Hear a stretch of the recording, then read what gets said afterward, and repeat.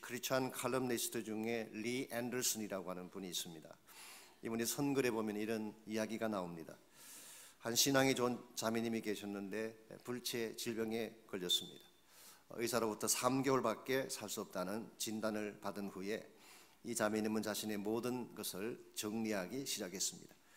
특별히 본인의 장례식을 준비하면서 목사님에게 여러 가지 부탁을 드렸습니다. 장례식에 부를 찬양은 어떤 곡을 택할지, 자신이 좋아하는 성경 구절은 무엇이며, 자신이 또 관에 들어갈 때 입고 갈 옷은 어떤 것으로 준비할지, 이 모든 필요를 다 어레인지한 후에 마지막으로 한 가지 중요한 부탁이 있다고 목사님께 말씀드렸어요.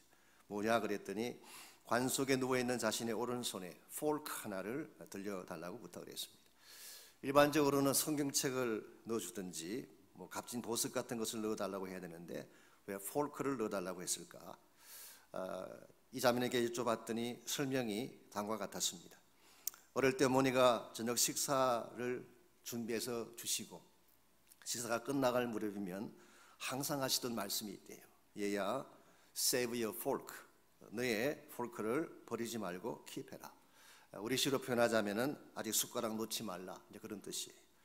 왜냐하면은 진짜 좋은 것은 아직 나오지 않았기 때문이다. 영어로 the best is yet to come. 진짜 좋은 것은 이제부터다. 그렇게 말씀하셨대요. 그리고 실제로 초콜릿 케이크나 딥디쉬, 애플 파이 같은 아주 맛있는 음식들을 가져오시는 것을 본인이 평소에 보았기 때문에 자기가 세상을 떠나지만 자기의 이 죽음이 인생의 마지막이 아니라 죽음 이후에 하나님께서 준비해 놓으신 더 찬란하고 더 멋진 뱅퀴시 있다는 사실을 장례식에 참여한 모든 사람들에게 보여주고 싶어서 그렇다는 설명이었습니다. 저는 이와 같은 것이 우리 크리스찬들만이 가질 수 있는 독특한 소망이라고 생각합니다. 우리 크리스찬 삶은 눈에 보이는 현실만 보고 사는 것이 아니라 지금은 보이지 아니하지만 하나님께서 현실 너머에 준비해 놓으신 더 아름답고 완전한 축복이 있다는 사실을 믿고 그날을 향해 살아가는 것을 말합니다. 이와 같은 소망을 가진 사람에게는 죽음마저도 인생의 종착역이 아닙니다. 더 완전한 축복을 향해 나아가는 통로에 불과한 것이기 때문에 우리가 만일 이와 같이 지금 현재 우리 눈에는 보이지 아니하지만 하나님께서 준비해 놓으신 더 아름답고도 더 나은 날들이 있다는 것을 확신할 때 현재 우리의 삶도 바르게 살아갈 수가 있고 하나님이 부르시는 그날까지 하나님의 뜻을 수행하며 건강하게 살아갈 수가 있는 것입니다. 오늘 여러분들은 주어진 현실만 바라보며 사는 분들인지 아니면 하나님께서 여러분을 위해 준비해 놓으신 더 찬란하고 빛난 영광의 그날을 바라보며 살아가는 분들인지, 여러분의 삶의 방향과 삶의 포커스가 현실을 향하느냐 그날을 향하느냐에 따라서 오늘 이 땅을 사는 여러분의 삶의 모습이 달라질 수밖에 없습니다. 성경은 우리 모두가 이 땅에 존재하는 현실만 보지 아니하고 하나님이 예비해 놓으신 더 높고도 위대한 소망을 향해 달려갈 것을 권면하고 있습니다. 이 소망의 실체를 바로 알고 하나님의 부르시는 그날까지 이것을 향해 나아갈 때에 우리는 얼마를 살아도 바르게 살 수가 있고 하나님이 기뻐하시는 열매를 이 땅에 남길 수가 있는 것입니다. 오늘 같이 봉독한 본문에 보시면은 사도 바울은 이와 같은 하나님이 준비하신 영광의 날이 있다는 사실을 확정해 주면서 현재 우리가 어떤 자세로 살아야 될지를 오늘 본문을 통해서 기술해 주고 있습니다. 먼저 18절 말씀 보시면은 우리 크리스찬들이 직면해야 되는 크리스찬 삶의 두 가지 측면을 소개하고 있습니다. 18절, 생각하건대 현재의 고난은 장차 우리에게 나타날 영광과 비교할 수 없도다. 여기에 나타난 두 가지 측면은 하나는 현재적인 측면이고 또 하나는 미래적인 측면입니다. 현재적인 측면이라고 하는 것은 지금 우리가 그리스도 안에서 누리며 경험하는 삶을 말하는 것입니다. 물론 현재적인 삶 속에도 기쁨이 있습니다. 죄로부터의 자유함도 있고 영광도 있습니다. 그러나 동시에 현재적 삶은 고통과 아픔도 공존하는 것입니다.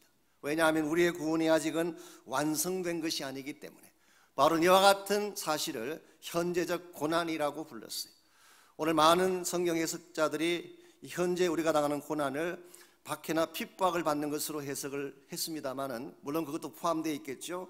그러나 저는 좀 더 포괄적인 의미에서 여기서 말하는 현재적 고난은 죄로 말미암아 아직은 불완전한 그찬 삶의 현실을 묘사한다고 보는 것이 옳습니다.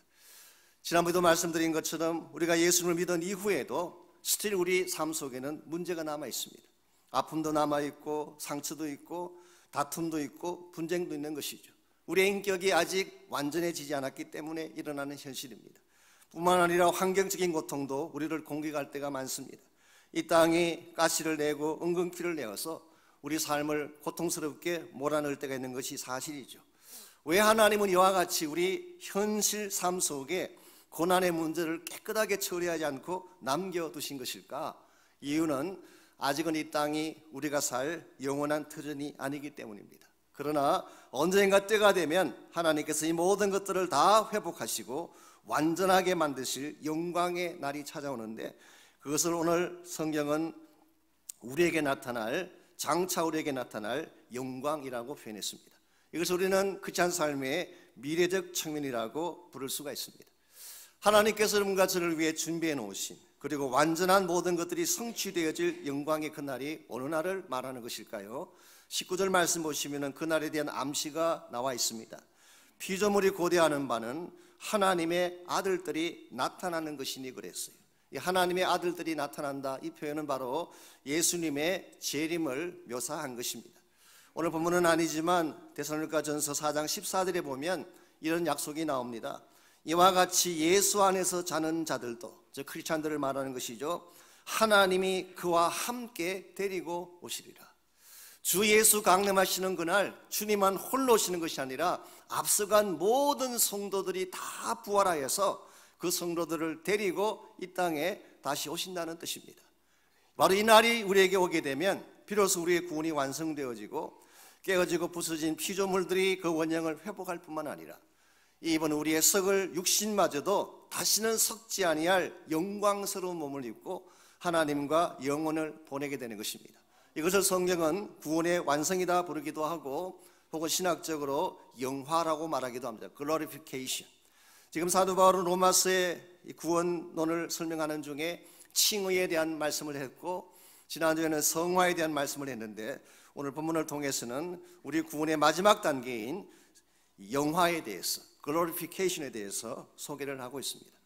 오늘 본문의 말씀을 읽어보게 되면 우리가 정말 마음을 쏟고 관심을 쏟아야 될 진정한 우리의 구원이 무엇인지를 극명하게 확인해 볼 수가 있습니다. 그것은 지금 우리가 사는 현재의 삶이 아니라 장차 예수님께서 다시 오실 때 여러분과 저를 위해 준비해 놓으신 그 영화로운 날, 영광된 천국의 복, 이것이 우리 모두가 소망해야 될 소망의 내용이고, 이것을 향해 나아갈 때 설사 현실은 좀 힘들고 어려울지라도 그것을 넘어서서 하나님의 뜻을 향해 살 수가 있는 것입니다.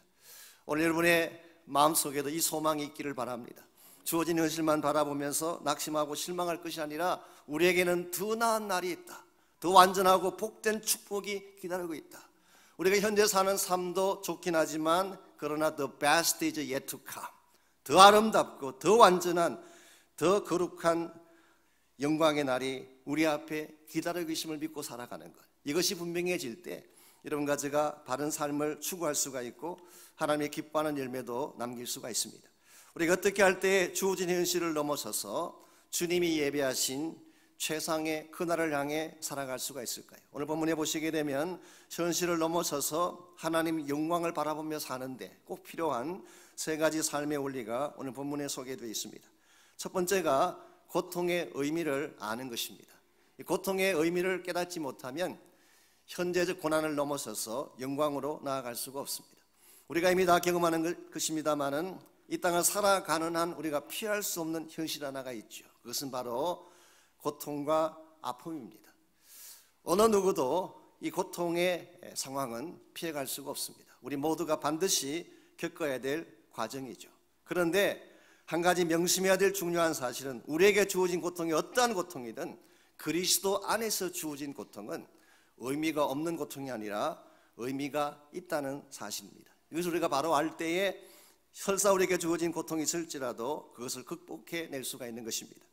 22절 말씀 제가 다시 읽어드립니다. 피조물이 다 이제까지 함께 탄식하며 함께 고통을 겪고 있는 것을 우리가 아느니라.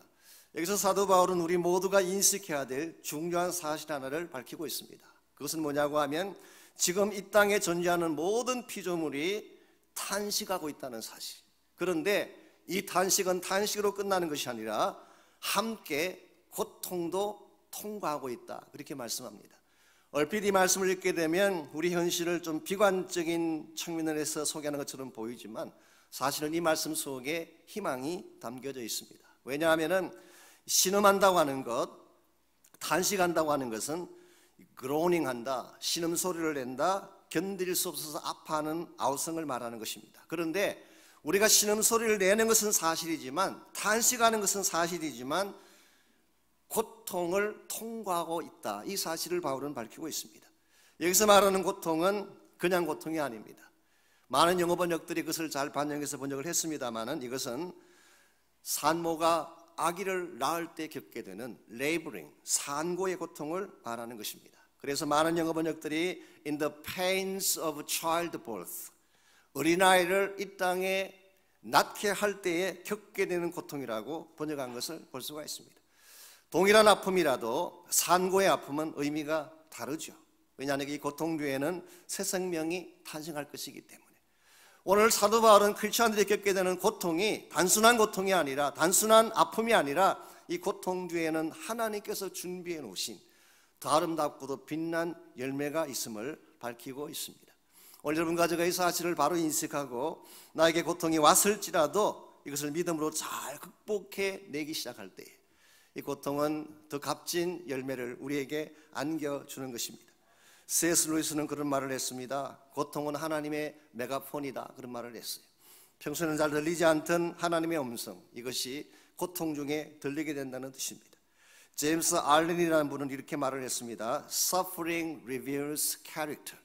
우리의 고통이 우리의 성품을 드러내준다. 고난을 통해서 자신의 진정한 모습을 발견하게 된다.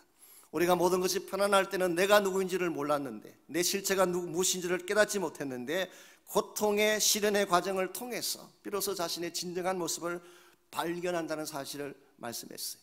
사도 바울도 로마서 5장 3절 4절에서 이렇게 기록합니다. 다만 이뿐 아니라 우리가 환난 중에도 즐거워하나니 환난은 인내를, 인내는 연단을, 연단은 소망을 이루는 줄 알미니라 했어요.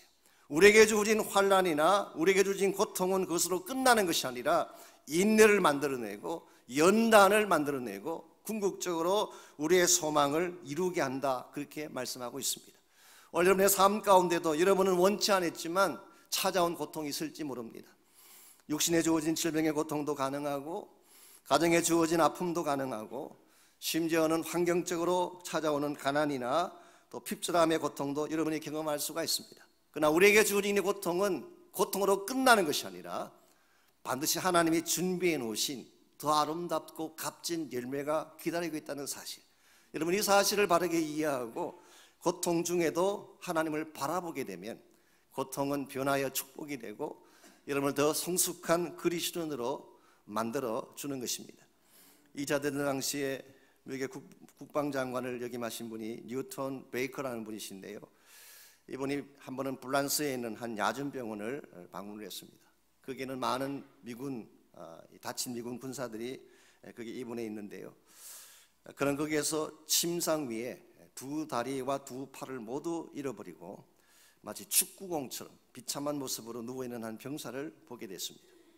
그때 이 베이커 장관이 이 병사에게 무슨 말을 해야 위로가 될까, 위로의 말을 찾지 못한 이분이 아무 말 없이 그 병사의 가슴 위에 자신이 친필로 서명한 성경책 한 권을 놓고 병실을 나왔어요. 그리고 전쟁이 끝난 후에 제법 시간이 많이 흐른 어느 날 이 뉴턴 베이커 씨가 미국의 명문대학인 그 존스 홉킨스 대학교라는 그 대학교의 이사장으로 섬기게 됐습니다. 이분이 졸업식장에서 졸업생들을 바라보는 중에 놀라운 장면 하나를 목격하게 됩니다. 그 옛날 보았던 축구공 같았던 바로 그 병사가 박사학위를 받는 장면이었어요. 그리고 그의 곁에는 결혼한 부인까지 함께 동행을 하고 있었습니다. 그때 뉴턴 베이커가 너무 기쁜 마음으로 그 사람에게 악수를 청할 때 그분이 다음과 같이 말을 했습니다. 장관님께서는 저를 기억하실지 모르지만 그날 저를 방문하고 나의 가슴에 아무 말 없이 던져놓았던 성경책 한 권이 저를 다시 살게 했습니다. 저는 그 말씀을 읽는 중에 살아계신 예수를 만나게 되고 나같이 나무 토막처럼, 죽은 나무 토막처럼 이와 같이 핍절된 인생도 주님 안에서 바로 서면 건강하게 살 수 있다는 사실을 깨닫고, 그때부터 열심으로 주님 믿고 또 섬기고 노력한 끝에 오늘들이 이와 같은 영광의 자리까지 오게 된 날은 고백을 했습니다. 사랑하는 형제자매 여러분, 우리의 삶 가운데도 예기치 아니한 이와 같은 고통이 찾아오고 어려운 시련이 찾아올 수 있습니다. 마치 죽은 나무 토막같이 아무짝에도 설모없는 것처럼 보여지는 그런 때가 우리에게 올지 모르지만, 그러나 주님이 우리 안에 거하시고 그 우리 나에게 새로운 용기와 힘을 부어주시면 우린 다시 아름다운 꽃과 같이 빛난 인생으로 변화되어질 수가 있습니다. 이 사실을 바로 알고 고통 속에서도 주님을 바라보는 삶, 이것이 그날을 열망하는 크리스찬 삶의 첫 번째 특징입니다. 두 번째로 우리가 현실을 넘어서 영광 가운데 살아가려면 소망의 실체를 붙잡아야 됩니다. 소망의 실체를. 성경이 말하는 소망은 막연한 바람이 아닙니다. 흔히 로또를 살 때 갖게 되는 기대감과는 다른 것입니다. 이것은 하나님의 약속에 근거한 것이고 반드시 실체를 가진 것이 성경이 말하는 소망의 내용입니다. 오늘 보면 23절을 잠깐 보시면은 사도 바울은 우리 소망의 실체가 무엇인지를 다음과 같이 소개를 합니다. 그뿐 아니라 또한 우리 곧 성령의 처음 익은 열매를 받은 우리까지도 속으로 탄식하여 양자 될 것 곧 우리들의 속량을, 우리 몸의 속량을 기다리느니라. 자, 23절의 시작 부분이 그뿐 아니라 그렇게 시작합니다. 이것은 앞쪽에서 말한 무엇인가를 받는 말이겠죠. 앞쪽에서 무슨 말을 했습니까? 우리 21절 22절을 보시면은 모든 피조물이 썩어짐과 깨어짐에서 해방되어져서 그들의 창조의 원형을 회복하는 것을 받는 말이에요. 예수님께서 다시 오시게 되면 망가지고 부서진 이 모든 자연 만물들이 다시 원래 모습으로 회복되어지는, 그래서 완전한 차원의 크리에이션을 만들어내는 것, 이것이 주님이 오실 때 일어날 현상입니다. 그런데 여기서 끝나지 아니하고 그뿐 아니라 우리 자신에게 일어날 변화가 또 한 가지 있는데, 그것이 우리가 성령의 처음 익은 열매를 받은 우리까지도 우리 몸의 완전한 속량을 기다리는 것, 이게 우리 모두가 가져야 될 소망의 내용으로 소개합니다. 여기서 성령의 처음 익은 열매를 받았다는 것이 무엇을 의미하는 것일까? 사실 좀 어려운 본문이기도 하고 해석이 다양하기도 합니다만은 저는 전체 문맥을 봤을 때 이것은 이렇게 해석하는 것이 옳습니다. 성령을 통해 처음 맛보았던 구원의 축복을 의미한다고 보는 것입니다. 우리가 예수님 믿게 되면 성령님을 통하여서 아직 천국에 가지 않았지만 천국을 맛볼 수 있어요. 아직 구원이 완성되진 않았지만 완성된 그날의 그 영광을 맛볼 수 있어요. 그러나 아직 실제로 완성된 것은 아니란 뜻입니다. 그래서 우리가 예수님 믿고 성령을 통하여서 하나님의 그 놀라운 영광을 맛은 보았지만 아직 완성된 것은 아닌데, 주님께서 다시 오시는 그날이 되면 우리 모두가 양자가 되고 우리 몸의 속량을 경험하게 된다. 지난주에 잠깐 소개해드린 것처럼 우리가 예수 믿는 순간 양자의 신분은 얻었죠. 그러나 양자의 모든 권리를 다 소유한 것은 아니에요. 그래서 우리가 주님이 다시 오시면 우리가 완전한 양자가 될 뿐만 아니라 우리 몸마저도 완전한 속량을 이루는, 이 속량이라는 말은 redemption이라는 뜻입니다. 완전히 깨끗하게 완벽하게 회복되어진다, 그런 뜻이에요. 제가 조금 구원론적인 차원에서 우리 구원의 과정을 좀 더 설명을 해드리자면 이렇게 설명할 수가 있습니다. 우리가 예수를 믿는 순간 우리의 영은, 우리의 스피릿은 즉시 회복이, immediately 회복이 돼요. 이것을 우리는 생명을 얻었다, 구원받았다 그렇게 말하는 것입니다. 그러나 우리의 마인드, 우리의 몸은 gradually, 서서히 회복되는 것입니다. 이것은 일평생 동안 진행되어지는, 이것을 우리는 성화의 과정이라고 부르기도 하죠. 우리의 생각이나 우리의 마음은 gradually 회복이 되는 것입니다. 그러나 우리의 body, 우리의 몸은 ultimately, 궁극적으로 회복되어진다.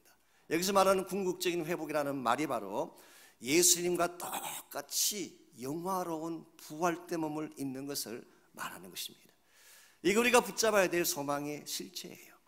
우리 모든 그리스도인들이 반드시 기억하고 붙들어야 될 소망은 이 땅에서 영혼을 보내는 것이 아니라 주님 다시 오실 때 우리의 몸이 영화롭게 변화되어지고 들림받아서 예수 그리스도와 함께 영원을 보낼 수 있는 축복, 이것이 우리 모두가 소유해야 되고 누려야 될 소망의 내용이라고 말할 수가 있습니다.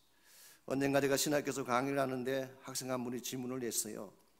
우리가 부활한다고 이야기하는데 부활할 때는 과연 우리가 몇 살 때 모습으로 부활하는 것입니까? 참 날카로운 질문이 아닐 수가 없습니다. 할머니로 돌아가신 분들은 할머니로 부활할까요? 할아버지로 돌아가신 분들은 할아버지로 부활할까요? maybe 모르겠어요. 성경이 정확하게 말하고 있지 않지만, 그러나 우리의 부활을 예수님의 부활과 동일시한 것을 볼 때에 저는 충분히 이렇게 설명하는 것이 가능하다고 생각합니다.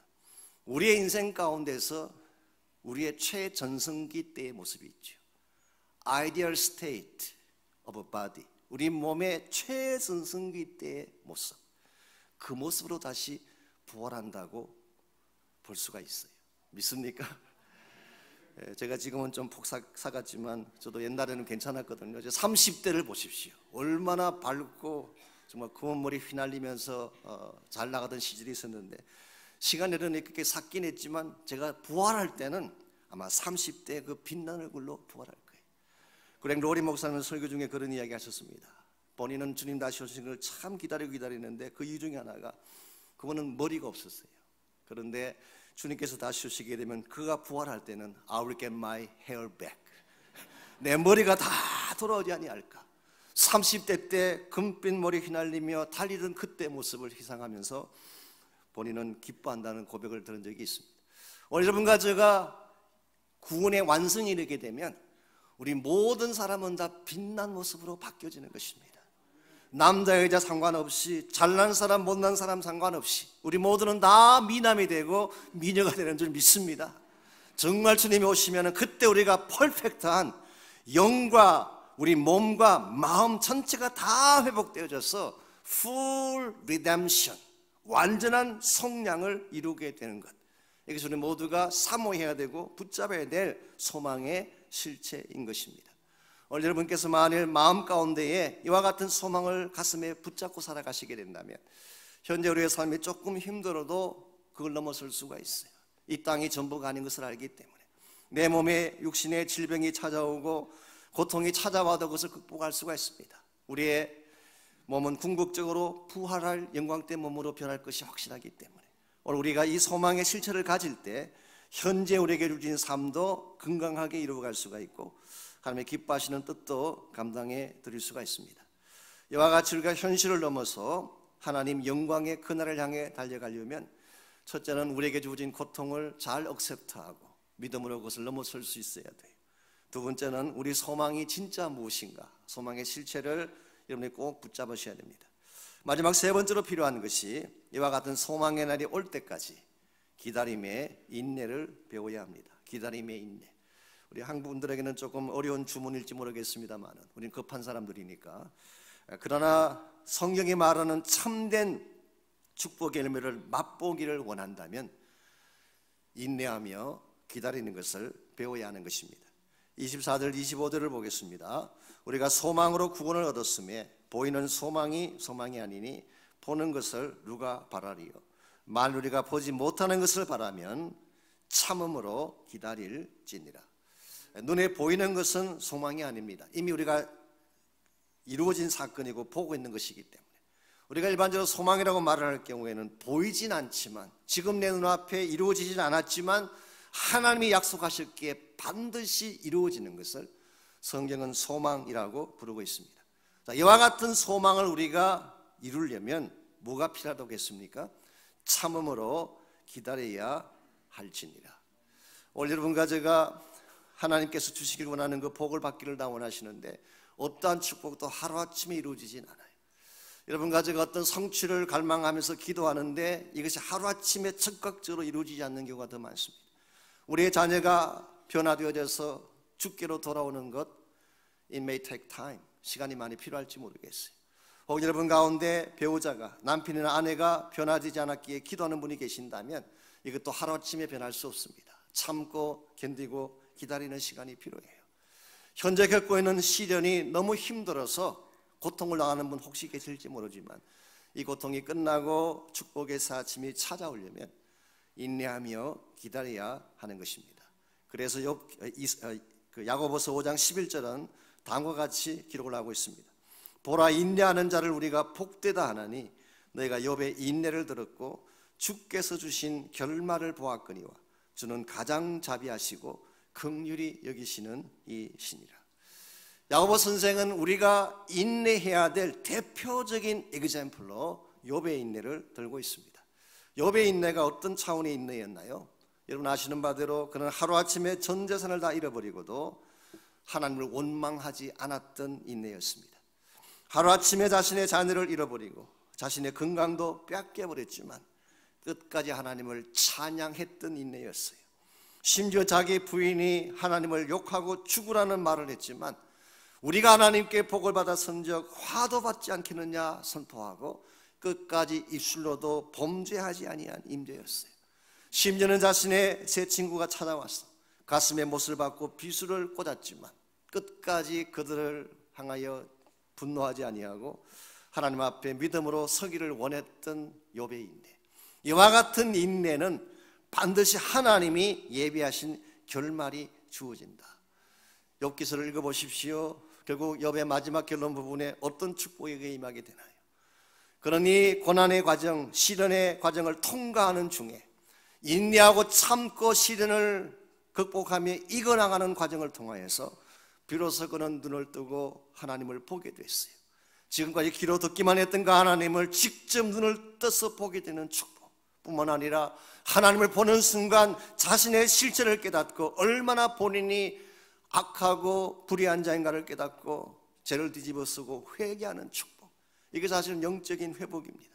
여기서 멈추지 아니하고 한 걸음 더 나아가서 그가 많은 것을 잃어버렸지만 하나님은 그의 모든 곤경을 돌이키시고 그가 지금까지 소유했던 것보다 갑절이나 복을 부어주셔서 그 후에 140년간을 더 살면서 아들과 손자 4대를 보았다고 성경은 기록하고 있습니다. 하나님 여러분과 저에게 막연하게 고통만 안기신 하나님이 아니에요. 이와 같은 고통을 참고 견뎌서 믿음으로 승리하게 되면 욥이 경험했던 인내의 결말을 여러분에게도 반드시 부어주십니다. 이 사실을 기억하고 힘들지만 어렵지만 참고 기다리며 견디며 기도하는 삶을 추구할 때, 비록 현실은 우리를 아프게 하고 고통스럽게 할지라도 언젠가 하나님의 때가 되면 이 모든 고통의 날이 끝나고 하나님이 준비하신 더 밝고 찬란한 아침이 반드시 오게 될 것입니다. 사랑하는 성도 여러분, 우리가 사는 이 세상은 아직 완성된 세상이 아닙니다. 아직도 죄가 있고 실패가 있고 아픔이 있고 고통이 있는, 환경적으로도 납득하지 못할 부주의한 많은 일들이 벌어지는 것이 우리가 살고 있는 우리 삶의 현실, 현재적 현실입니다. 그러나 여러분, 실망할 필요가 없는 이유는 The best is yet to come. 가장 최상의 것은 아직 오지 않았기 때문에 예수님께서 다시 오시는 그날, 최상의 축복인 주님이 다시 오시는 그날, 우리는 비로소 우리의 모든 아픔과 고통이 치유되어지고 우리 눈에 눈물을 그분이 씻겨주셔서 완전한 축복의 자리, 영원한 천국의 자리를 안내하셔서 그곳에서 우리의 영생을 보내게 하실 것이 자명하기 때문에 저는 여러분 한 분 한 분이 이 소망을 붙잡고 살아가시기를 주의 이름으로 축원합니다. 현실을 보지 마십시오. 현실은 우리를 속일 수 있고 우리를 아프게 할 수 있습니다. 현재 우리의 삶은 아직도 완전하지 못하기 때문에 실수도 하고 실패를 하기도 합니다. 그러나 하나님은 여러분과 저를 위해서 The best, 최상의 날을 준비하셨고 믿음으로 참고 견디며 그분을 바라보게 되면 언젠가 반드시 그 날을 누릴 수 있도록 우리 삶을 안내해 주실 것입니다. 이런 면에서 오늘 이 아침에 여러분과 제가 우리의 소망은 오직 한 분 예수님밖에 없다는 사실을 고백하고, 비록 현실은 나를 아프게 하고 힘들게 하고 고통 가운데 몰아놨지만 주와 함께 이 땅에 임할 영광의 그날을 바라보며 이 현실을 잘 감당할 수 있도록 그와 같은 믿음을 달라고 기도하시기를 바랍니다. 그리고 어떠한 고통 속에서도 나를 살피시고 돌봐주셔서 반드시 회복의 결말을 주신 하나님을 바라보고 믿음으로 기도하며 나가는 시간이 있기를 바랍니다. 무엇보다도 주님 오시는 그날까지 이 땅에 우리가 살면서 해야 될 본분이 있습니다. 그것은 복음을 전가하고 다시 오실 예수 그리스도의 길을 예비하는 것입니다. 그래서 우리 모두가 주님 오시는 그날 그분 앞에 서서 감격과 영광된 모습으로 주님을 바라보며 찬양하는 그날을 우리 모두가 누릴 수 있도록 우리 다 같이 한 마음으로 한 목소리로 우리 헌신하며 기도하겠습니다.